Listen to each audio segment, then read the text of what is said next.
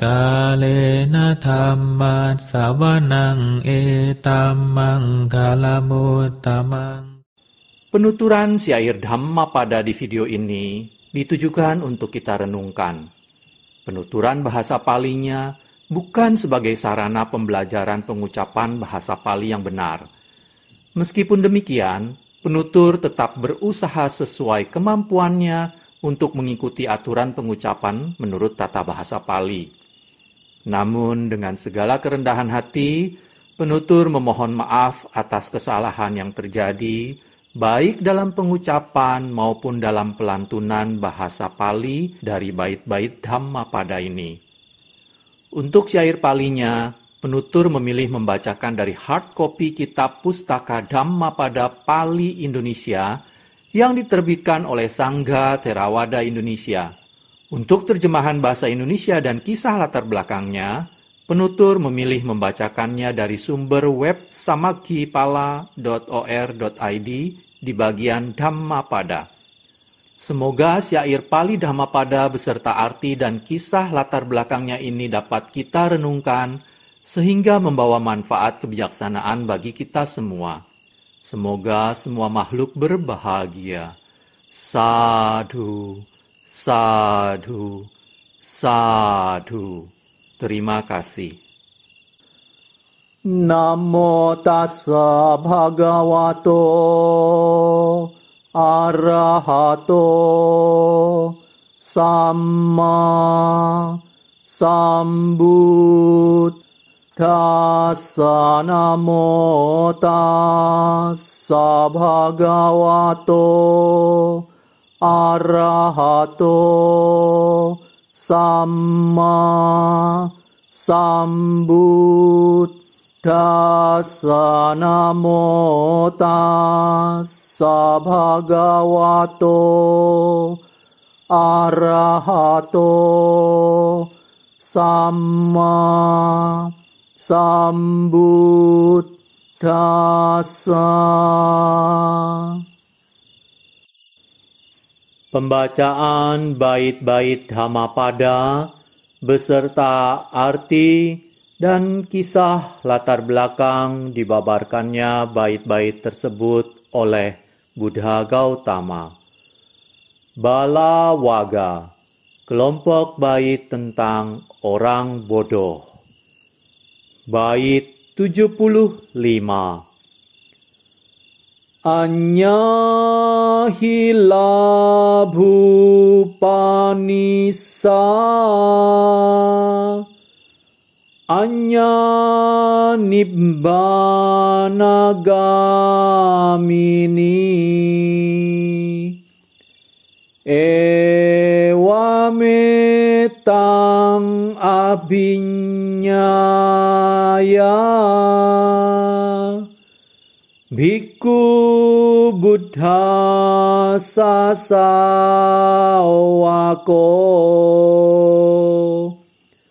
sakkarang nabhinandeya vivekamanubruhaye. Bait 75.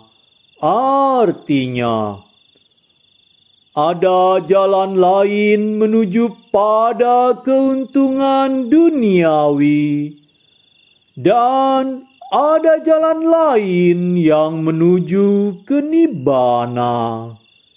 Setelah menyadari hal ini dengan jelas, hendaklah seorang bhikkhu siswa Sang Buddha tidak bergembira dalam hal-hal duniawi, tetapi mengembangkan pembebasan diri.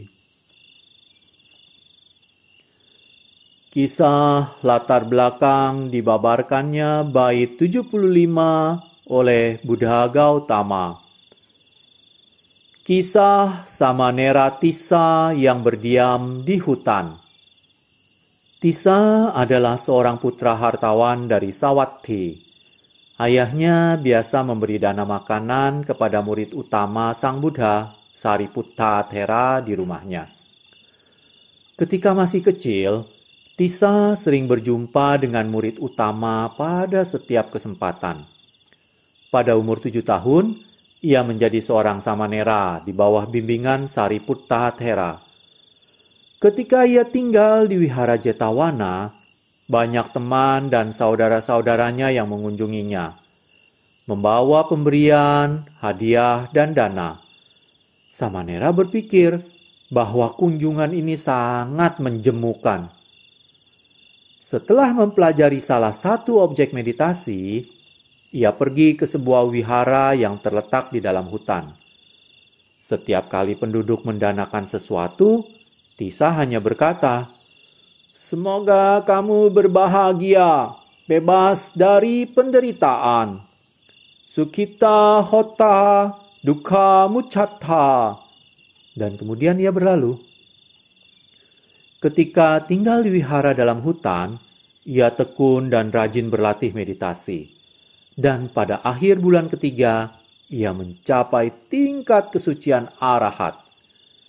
Setelah selesai masa wasa, Yang Arya Sariputta ditemani oleh Yang Arya Mahamoggallana dan beberapa biku senior datang mengunjungi Samanera Tissa dengan seizin Sang Buddha.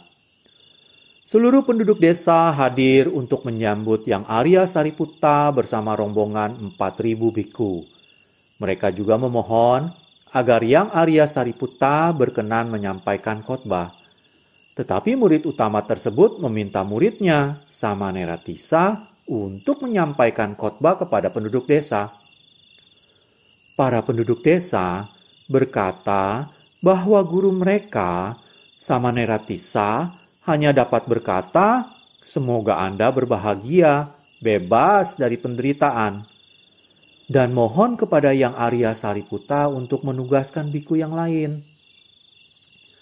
Tetapi Yang Arya Sariputta tetap meminta Samanera Tissa untuk memberikan khotbah Dhamma dan berkata kepada Tissa, "Tissa, berkatalah kepada mereka bagaimana mencapai kebahagiaan dan bagaimana bebas dari penderitaan."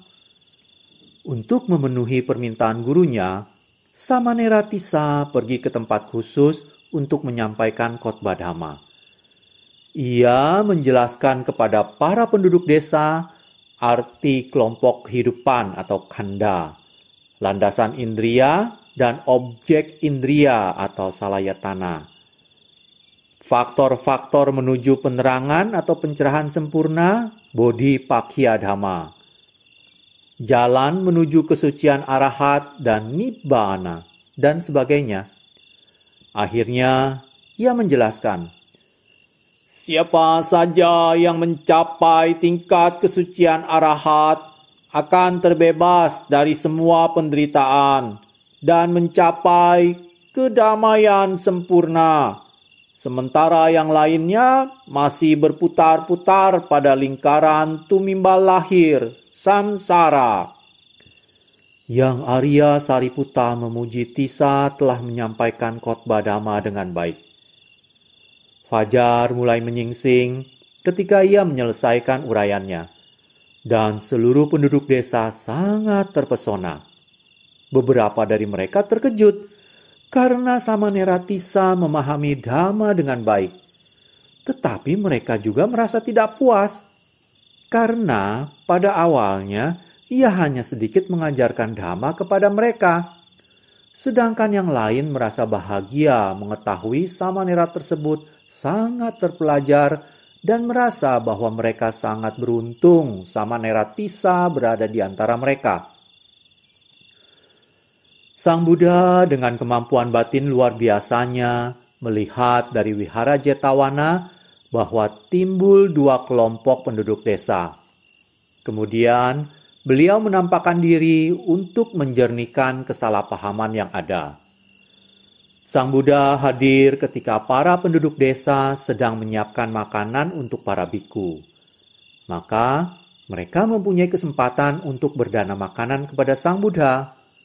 Setelah bersantap, Sang Buddha berkata kepada para penduduk desa, "Oh umat awam, kamu semua sangat beruntung memiliki Samanera Tissa di antara kalian. Karena dengan kehadirannya di sini, aku, murid-murid utamaku, biku-biku senior, dan banyak biku lainnya saat ini hadir mengunjungi kalian."